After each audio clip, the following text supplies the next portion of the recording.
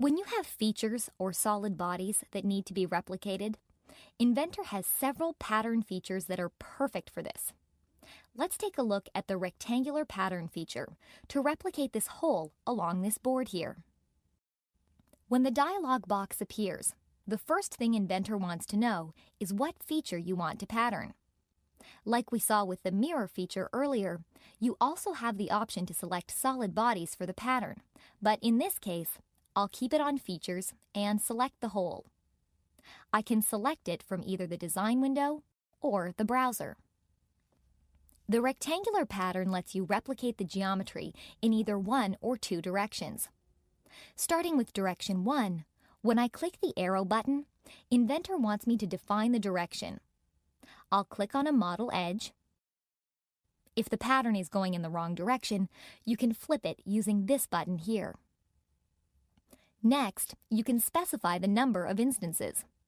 Note that this number represents the total number of holes, including the original feature.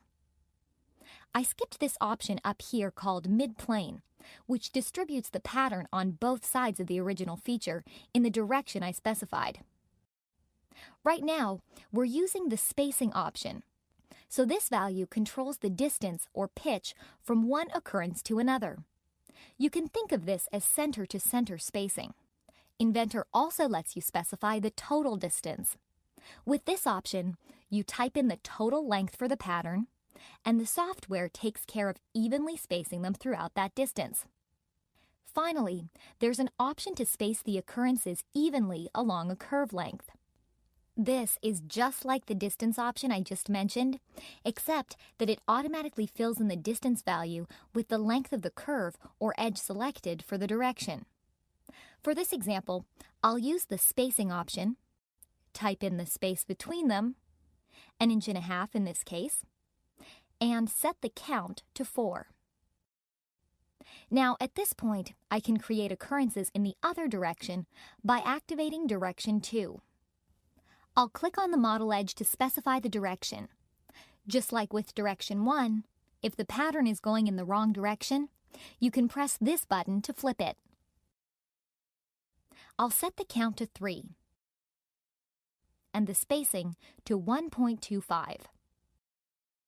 Notice how the pattern in direction 2 is actually copying the occurrences from direction 1. Just a quick note about the design intent we have here.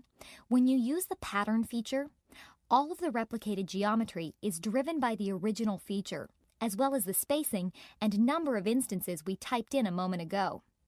This design intent has nothing to do with the surrounding geometry here. So, if the overall shape of the part were to change,